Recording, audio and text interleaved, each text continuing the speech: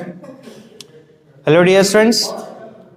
तो अब तक हम लोगों ने मैग्नेटिज्म कंप्लीट कर लिया था, तो आज स्टार्ट करना है क्लास 12 का एक नया टॉपिक जिसका नाम है इलेक्ट्रोमैग्नेटिक इंडक्शन। तो चलिए स्टार्ट करते हैं। इलेक्ट्रोमैग्नेटिक इंडक्शन क्या होता है, सबसे पहले जानेंगे इलेक्ट्रोमैग्नेटिक इंडक्शन के बारे में। इलेक्ट्रोमैग्नेटिक इंडक्शन, सबसे पहले तो जो चैप्टर का नाम होता है उसका हमें एक मीनिंग पता होना चाहिए कि इलेक्ट्रोमैग्नेटिक इंडक्शन का मतलब क्या होता है। ठीक है, देखो इंडक्शन का मतलब है कोई चीज इंड्यूस होना, कोई चीज अपने आप से जनरेट हो जाना, उसको हम क्या कहते हैं, इंड्यूस होना, या उसी को हम कह देते हैं इंडक्शन। ठीक है, जैसे अगर हमारे पास दो वायर रखे हुए हैं, पैरेलल वायर हैं, अगर एक वायर में कोई करंट फ्लो हो रहा है या एक वायर में कोई भी ईएमएफ है या उसका कोई फ्लक्स है, तो उसकी वजह से दूसरे वायर में कोई घटना हो जाए, कोई चीज उसमें हो जाए, मान लो पहले वायर में कोई करंट फ्लो हो रहा है तो उसकी वजह से दूसरे वायर में भी करंट फ्लो होने लगे, तो इसी को हम कह देते हैं इंड्यूस्ड करंट। ठीक है, और इस जो प्रोसेस होती है या जो ये घटना होती है, फिनोमिना होता है, उसको हम क्या कह देते हैं, इंडक्शन। क्या कह देते हैं, इंडक्शन कह देते हैं उसको। ठीक है, तो इलेक्ट्रोमैग्नेटिक इंडक्शन को हम कैसे समझ सकते हैं कि अगर मान लो किसी वायर या सर्किट में मान लो आई करंट फ्लो हो रहा है, तो इस आई करंट की वजह से उस वायर के या कोई भी कॉइल वगैरह है या सर्किट है तो उसके आसपास मैग्नेटिक फील्ड जनरेट हो जाता है। ठीक है, इस मैग्नेटिक फील्ड की वजह से उसमें क्या होता है, फ्लक्स जो है उसका चेंज होता है। फ्लक्स क्या होता है, हमेशा चेंज होता है। ठीक है, और फ्लक्स के चेंज होने की वजह से जो ईएमएफ होता है वो क्या होता है, इंड्यूस होता है। ईएमएफ क्या होता है, इंड्यूस होता है हमेशा। अब यहाँ पे जो ईएमएफ है उसके लिए क्या बोला गया, इंड्यूस हो रहा है, और जो फ्लक्स है उसके लिए बोला गया है चेंज हो रहा है। क्या हम ऐसा नहीं बोल सकते थे कि फ्लक्स इंड्यूस हो रहा है और ईएमएफ चेंज हो रहा है? नहीं बोल सकते। ऐसा इसलिए नहीं बोल सकते क्योंकि ईएमएफ अगर पहले से होता कुछ, अगर ईएमएफ पहले से होता कुछ तो उसको बोलते कि चेंज हो रहा है, लेकिन इस करंट की वजह से ईएमएफ आ गया है। अब समझ पा रहे, इस करंट की वजह से सर्किट या वायर में ईएमएफ अब आया है, तो जब अभी आया है तो उसका मतलब है कि वो उसको इंड्यूस ही हुआ होगा, इसलिए उसको इंड्यूस बोला गया है। फ्लक्स तो पहले ही से था, ऑलरेडी था, तो जब फ्लक्स पहले से था और करंट की वजह से एक नया फ्लक्स भी आएगा, तो जब नया फ्लक्स आएगा, कुछ फ्लक्स पहले से भी था, तो उसको बोला है चेंज, क्योंकि पहले से कुछ चीज थी और आ रही है तो चेंज हो रहा ना, वो चीज कम हो रहा है या ज्यादा हो रहा है वो अलग बात है, लेकिन वो चीज चेंज तो हो रही है। समझ पा रहे हो? तो इसलिए बोला गया, फ्लक्स के लिए हमने यहाँ पे इस्तेमाल किया है किसको, चेंज शब्द को, और जो ईएमएफ है उसके लिए इस्तेमाल किया गया है इंड्यूस शब्द को।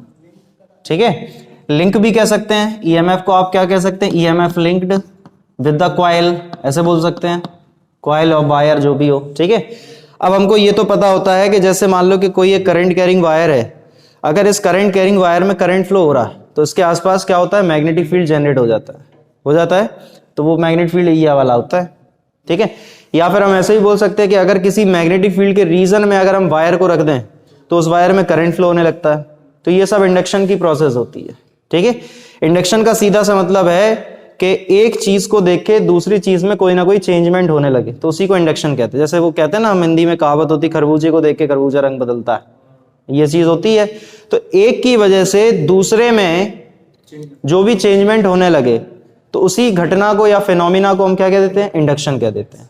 ठीक है, तो अब बात होती है कि इंडक्शन कितने टाइप के होते हैं, वो आगे की बात करेंगे। सबसे पहले इसमें कुछ और चीजें भी जानना जरूरी है। बात होती है जैसे फ्लक्स लिंकेजेस की, बात होगी जैसे फ्लक्स लिंकेजेस की, कि फ्लक्स लिंकेजेस का मतलब क्या है। भाई देखो, जैसे आप लोगों ने पढ़ा है इलेक्ट्रोस्टैटिक में इलेक्ट्रिक फ्लक्स, वैसे ही मैग्नेटिज्म में पढ़ाया जाता है मैग्नेटिक फ्लक्स। तो मैग्नेटिक फ्लक्स अपन इसी चैप्टर में पढ़ लेंगे, मैग्नेटिज्म में तो पढ़ाया नहीं गया, मैंने पढ़ाया नहीं है मैग्नेटिज्म में, तो electric flux sorry magnetic flux को अपन इसी चैप्टर में कंप्लीट करेंगे। तो मैग्नेटिक फ्लक्स का मतलब क्या है, मैग्नेटिक फ्लक्स जैसे बिल्कुल सेम टू सेम है, जैसे आप लोगों ने इलेक्ट्रिक फ्लक्स पढ़ा है बिल्कुल सेम है, वैसे ही magnetic flux.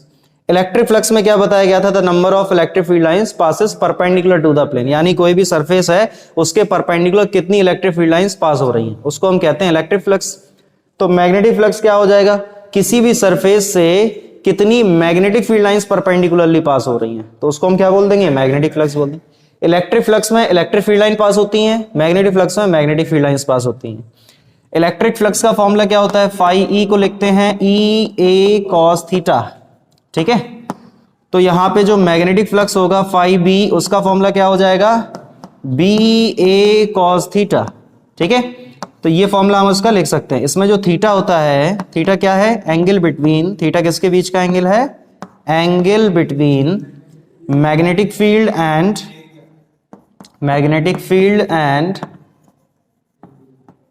Area vector, magnetic field and area vector, ये एंगल होता है, ठीक है, थीटा जो है। अब मैग्नेटिक फील्ड कैसी क्वांटिटी है, वेक्टर, एरिया के साथ वेक्टर लगा तो वो ऑब्वियस सी बात है कि वेक्टर क्वांटिटी हो गई। और क्लास 11th में आप लोगों ने ये फॉर्मूला पढ़ा हुआ है, A dot B is equal to लिखते हैं ए बी कॉस थीटा, क्या लिखते हैं, ए बी कॉस थीटा। तो यहां पे है ए बी कॉस थीटा, तो इसको आप ए डॉट बी के फॉर्म में लिख सकते हैं। तो क्या हो जाएगा, phi B is equal to vector B dot vector A, ठीक है। या फिर इसी को आप ऐसे भी लिख सकते हैं, phi B is equal to vector A dot vector B, ठीक है। क्योंकि जब हम दो वेक्टर्स का स्केलर प्रोडक्ट या डॉट प्रोडक्ट करते हैं तो उससे कोई फर्क नहीं पड़ता, आप चाहे बी डॉट ए करो चाहे ए डॉट बी करो, क्वांटिटी जो भी आएगी वो कैसी होगी, सेम आएगी। क्योंकि इसमें जो भी हमें क्वांटिटी मिलती है वो कैसी होती है, स्केलर। तो हमें इससे ये पता चल गया कि जो मैग्नेटिक फ्लक्स क्वांटिटी है वो कैसी क्वांटिटी हो गई, स्केलर क्वांटिटी। अब हम इसी फॉर्मूले से इसका यूनिट वगैरह सब कुछ फाइंड कर सकते हैं, ठीक है। तो ये तो यूनिट इसमें देखो क्या हो जाएगा, अगर हम इसका यूनिट फाइंड करेंगे तो मैग्नेटिक फील्ड का यूनिट क्या होता है, देखो मैग्नेटिक फील्ड का अगर आपको यूनिट निकालना है तो आप ऐसे निकाल सकते हैं, F is equal to I B L से, ठीक है। तो बी इज इक्वल टू हो जाएगा F upon I into L. F का मतलब क्या है, न्यूटन, और करंट का मतलब एम्पियर, और लेंथ का मतलब मीटर। तो ये मैग्नेटिक फील्ड का यूनिट हो जाएगा। तो इसको क्या लिख सकते हैं, न्यूटन अपॉन एम्पियर मीटर, ठीक है, इनटू, अब ये एरिया है तो एरिया का क्या होता है, मीटर स्क्वायर, तो ये मीटर से मीटर कैंसिल हो गया। तो इसका यूनिट क्या हो जाएगा, न्यूटन मीटर पर एम्पियर। और इसी का एक यूनिट और होता है जिसको हम क्या कहते हैं, वीबर, क्या कहते हैं, वीबर कहते हैं। समझ पा रहे हो। और मैग्नेटिक फील्ड का भी एक यूनिट और होता है जिसको हम बोलते हैं टेस्ला।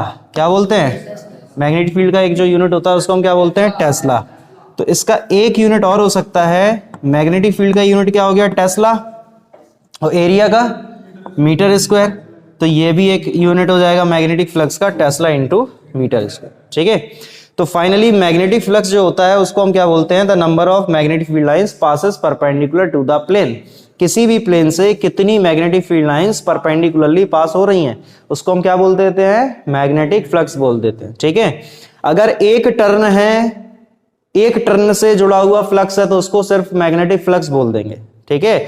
अगर मान लो किसी कॉइल या सर्किट में n नंबर ऑफ टर्न्स हैं, कितने हैं, n नंबर ऑफ टर्न्स हैं, तो फिर उस फ्लक्स में n का हो जाएगा मल्टीप्लाई। तो उसी चीज को हम बोल देते हैं फ्लक्स लिंकेजेस। यानी फ्लक्स लिंकेजेस का मतलब हो जाएगा number of turns into magnetic flux linked with one turn, ठीक है।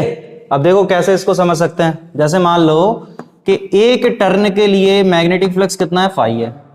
तो अगर n टर्न है तो n के लिए कितना हो जाएगा, n फाई हो जाएगा, ठीक है। तो एक टर्न के लिए फ्लक्स कितना है, फाई है, n टर्न के लिए कितना फ्लक्स हो गया, n फाई। यानी जो n फाई हमको मिला वो क्या मिला, टोटल फ्लक्स मिल गया। सर्किट में या जो भी कॉइल वगैरह है उसका हमें ये टोटल फ्लक्स मिल गया। n फाई का मतलब क्या हो जाएगा, total flux linked with the coil, ठीक है। या फिर इसको और क्या लिख सकते हैं, total flux linked with n number of turns, n number of turns, ये भी हम इसको लिख सकते हैं। या फिर इसी को हम क्या कह सकते हैं, only total flux linked with the coil, ऐसे भी लिख सकते हैं आप, total flux linked with the coil, ठीक है भाई। अगर यहां पे पूरी कॉइल की बात हो रही तो ऑब्वियस सी बात है कि पूरे नंबर ऑफ टर्न्स की बात हो रही, ठीक है। और अगर कॉइल में हमने मान लिया कि n नंबर ऑफ टर्न्स है तो टोटल फ्लक्स कितना हो जाएगा, n फाई हो जाएगा। सिंपल सी बात है। तो अगर एक टर्न के लिए फ्लक्स जो है, कौन सा फ्लक्स, मैग्नेटिक फ्लक्स, अगर एक टर्न के लिए फ्लक्स जो है वो फाई है तो n टर्न के लिए फ्लक्स कितना हो जाएगा, n फाई हो जाएगा। तो n फाई को ही हम कह देते हैं फ्लक्स लिंकेजेस। लिंक होता है सिंगुलर, लिंकेजेस होता है प्लूरल। लिंकेजेस क्या होता है, प्लूरल होता है, ठीक है। तो एक टर्न की बात होगी तो लिंक, कई सारे टर्न्स हो जाएंगे तो प्लूरल हो जाएगा, तो लिंकेजेस, ठीक है। तो क्लियर हो गया। तो फ्लक्स का मतलब क्या होता है, मैग्नेटिक फ्लक्स का मतलब होता है बी ए कॉस थीटा, या फिर इसको थ्योरेटिकली लिख सकते हैं the number of magnetic field lines passes perpendicular to the plane, ठीक है। और इसका जो यूनिट हो जाएगा वो क्या हो जाएगा, टेस्ला इंटू मीटर स्क्वायर, या फिर इसी को वेबर कह देते हैं, या फिर इसी को न्यूटन मीटर पर एम्पियर कह देते हैं। जो फ्लक्स होता है वो एक स्केलर क्वांटिटी होता है, क्योंकि यहाँ पे जब डॉट प्रोडक्ट अपन करते हैं दो वेक्टर क्वांटिटीज का, तो जो क्वांटिटी हमको रिजल्ट में मिलती है वो क्वांटिटी कैसी होती है, स्केलर होती है, ठीक है। तो यहाँ पे एक चीज और आप ऐड कर सकते हैं कि ये जो क्वांटिटी है, बताओ स्केलर है या वेक्टर है, तो ये जो क्वांटिटी है वो एक स्केलर क्वांटिटी है, इसके पास कोई डायरेक्शन वगैरह नहीं होता है, ठीक है। जैसे इलेक्ट्रिक फ्लक्स में पढ़ाया गया था कि जब इलेक्ट्रिक फील्ड लाइंस किसी सरफेस में एंटर करती हैं तो उसके लिए फ्लक्स नेगेटिव हो जाता है। जब इलेक्ट्रिक फील्ड लाइंस किसी सरफेस से बाहर की तरफ निकलती हैं तो उसके लिए इलेक्ट्रिक फ्लक्स पॉजिटिव हो जाता है। बिल्कुल वही फिनोमेना मैग्नेटिक फ्लक्स के साथ होता है। जब मैग्नेटिक फील्ड लाइन किसी सरफेस में एंटर करेंगी तो उसके लिए जो मैग्नेटिक फ्लक्स होगा वो नेगेटिव हो जाएगा, और जब मैग्नेटिक फील्ड लाइन किसी सरफेस से बाहर की तरफ निकलेंगी तो वो मैग्नेटिक फ्लक्स जो भी होगा उसके लिए सरफेस से जो भी लिंक होगा वो पॉजिटिव हो जाएगा। बात को समझ गए। तो ये एक जनरल इंट्रोडक्शन हो गया कि what is the electromagnetic induction, what is the meaning of the chapters name, what is the induction. Current अगर किसी सर्किट में फ्लो हो रही है तो उसके आसपास मैग्नेटिक फील्ड जनरेट हो जाती है। उस मैग्नेटिक फील्ड की वजह से जो भी कॉइल का फ्लक्स है वो चेंज होने लगता है, ठीक है। और उसी फ्लक्स के चेंज होने की वजह से उस सर्किट या वायर या कॉइल में ईएमएफ इंड्यूस होने लगता है। कहने को देखा जाए तो यही फैराडे का फर्स्ट लॉ है जो कि हमें इसमें आगे पढ़ना है, ठीक है।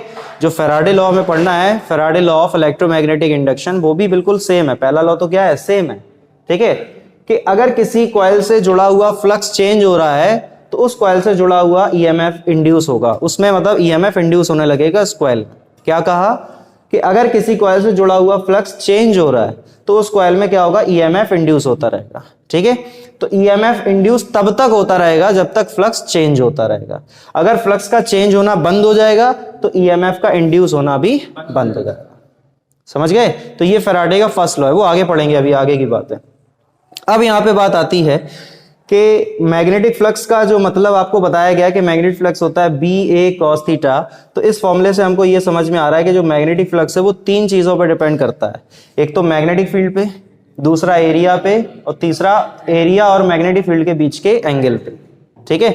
अगर मैग्नेटिक फील्ड बदल गया तो फ्लक्स चेंज हो जाएगा, अगर मान लो एरिया बदल गया तो भी फ्लक्स चेंज हो जाएगा, और अगर मान लो यहाँ पे एंगल बदल गया, ठीक है। मान लो कोई कॉइल है वो रोटेट हो रही है परमानेंटली, तो एंगल उसका परमानेंटली जो है मैग्नेटिक फील्ड के साथ, जैसे मान लो कि ये मैग्नेटिक फील्ड ऐसी जा रही और अभी कॉइल ऐसी रखी है, तो इसका एरिया कहाँ होगा, ऊपर, और फील्ड इधर है तो एंगल हो गया 90। अब अगर इस कॉइल को थोड़ा ऐसे रोटेट किया तो अब इसका एरिया इधर हो गया ऐसा, और फील्ड ऐसी है तो अब एंगल कुछ और हो गया। अब जितना भी हो गया, 60 नहीं कह सकते, जितना भी हो, और ये घूमेगी तो एंगल चेंज होता रहेगा। यानी अगर कोई ऑब्जेक्ट या कॉइल है, अगर वो रोटेशन में है, रोटेट हो रही है, तो एंगल कंटिन्यूअसली चेंज होता रहेगा। और जब तक एंगल मैग्नेटिक फील्ड एरिया के बीच का एंगल चेंज होता रहेगा तब तक फ्लक्स भी चेंज होता रहेगा, और जब तक फ्लक्स चेंज होता रहेगा तब तक ईएमएफ उस कॉइल में इंड्यूस होता रहेगा। बात समझ गए। तो इसको मिटा दें। यहां पे जो फ्लक्स है वो किन चीजों पे डिपेंड करता है, एक्चुअल में क्या है कि ये एक्सपेरिमेंट है, ठीक है। तो 3 एक्सपेरिमेंट बताए गए। पहला एक्सपेरिमेंट जो बताया गया वो क्या है, वैसे है तो फ्लक्स का ही, फ्लक्स से ही रिलेटेड, बी ए कॉस थीटा, यही तो है फॉर्मूला। तो जैसे मान लो कि हमारे पास कोई एक कॉइल है, इस कॉइल में कोई मैग्नेटिक फील्ड है, मान के चलो क्रॉस में मैग्नेटिक फील्ड है, ठीक है। और ये जो मैग्नेटिक फील्ड है वो कैसी है, चेंज हो रही है, यानी हम इसको लिख सकते हैं वेरिंग मैग्नेटिक फील्ड है। कैसी, वेरिंग, मतलब वेरी मतलब समझते हो, चेंज होना, चेंज होता है, टाइम पे डिपेंड कर रहा है। हो सकता है मैग्नेटिक फील्ड ऐसा हो 3t², इस फॉर्म में हो मैग्नेटिक फील्ड, हो सकता है ना, अलग अलग टाइम पे मैग्नेटिक फील्ड अलग अलग होगा, टाइम पे डिपेंडेंट है, तो ये वेरिंग मैग्नेटिक फील्ड कहलाता है, ठीक है। एरिया जो है वो कैसा है, कांस्टेंट है, एरिया कैसा है, कांस्टेंट है, और थीटा भी कैसा है, कांस्टेंट है, मतलब ये कॉइल रोटेट नहीं हो रही, मतलब ये कॉइल जो है रोटेट नहीं हो रही। देखो रोटेशन ऐसा होता है ना, ऐसे ऐसे रोटेट हो जाए तो ये रोटेशन होता है, तो इस केस में एंगल जो है इसका चेंज होता रहेगा। और अगर ये कॉइल ऐसे ऐसे रोटेट हो रही है, ऐसे ऐसे, तो एरिया चेंज थोड़ी हो रहा। मान लो मैग्नेटिक फील्ड ऊपर की तरफ है और ये कॉइल ऐसे ऐसे चेंज घूम रही है, ऐसे ऐसे, तो इसका एरिया ऊपर ही तो रहेगा हमेशा। अगर वो ऐसे ही है तब भी एरिया ऊपर है, ऐसे ही है तब भी एरिया ऊपर है। अगर ये कॉइल ऐसे घूमेगी तो एरिया इसका चेंज हो जाएगा, एंगल चेंज हो जाएगा, सॉरी, ठीक है, एरिया और मैग्नेटिक फील्ड के बीच का। तो यहाँ पे जो थीटा है वो कांस्टेंट ही रहेगा। तो इस केस में अगर हम बोलें तो क्या बोल सकते हैं कि जो फाई है वो कैसा हो रहा है, चेंज हो रहा है। और अगर फाई चेंज होगा तो फिर ईएमएफ इंड्यूस होगा, ईएमएफ इंड्यूस हो जाएगा। समझ गए? तो ये हो गया इनका पहला एक्सपेरिमेंट। दूसरा एक्सपेरिमेंट क्या है कि अगर हमारे पास कोई एक कॉइल है और इसमें मैग्नेटिक फील्ड मान लो क्रॉस में है, अरे डॉट में भी हो सकता है, डॉट का मतलब आउटसाइड मैग्नेटिक फील्ड, क्रॉस मतलब इनसाइड मैग्नेटिक फील्ड, ठीक है। तो यहाँ पे जो मैग्नेटिक फील्ड है तो वो मान लो कि यहाँ पे जो मैग्नेटिक फील्ड है वो कैसा है, कांस्टेंट है आपकी बात, ठीक है। और जो इसका एरिया है वो कैसा है, चेंज हो रहा है। मान लो इस कॉइल का जो एरिया है वो कंटिन्यूअसली चेंज होता जा रहा है। मैग्नेटिक फील्ड में वो मान लो मूव कर रहा है तो उसका एरिया हो सकता है घट रहा हो या बढ़ रहा हो, जो भी हो रहा हो, ठीक है। और जो थीटा है वो यहाँ पे कैसा है, कांस्टेंट है। तो इस केस में भी जो फ्लक्स होगा वो क्या हो जाएगा, चेंज हो जाएगा। फ्लक्स इसमें भी क्या हो जाएगा, चेंज हो जाएगा। और फ्लक्स के चेंज होने से ईएमएफ क्या हो जाएगा, इंड्यूस हो जाएगा। ईएमएफ इसमें क्या हो जाएगा, इंड्यूस हो जाएगा। समझ गए? अब जो तीसरा एक्सपेरिमेंट है उसमें क्या बताया गया कि अगर जैसे एक कॉइल है और ये कॉइल अगर रोटेट हो रही है, समझ पा रहे हो ना कैसे, अभी बताया रोटेट कैसे हो रही है, मतलब वो एंगल चेंज होता जा रहा है।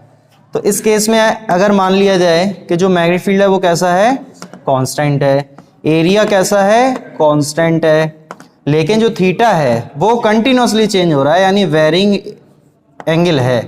एंगल ये किसके बीच का है, मैग्नेटिक फील्ड और एरिया के बीच का एंगल है। तो अगर ये एंगल जो है वो चेंज होता जा रहा है तो जो फ्लक्स हो जाएगा वो कैसा फ्लक्स हो जाएगा, यहाँ पे चेंज हो जाएगा। फ्लक्स भी क्या हो जाएगा, चेंज हो जाएगा।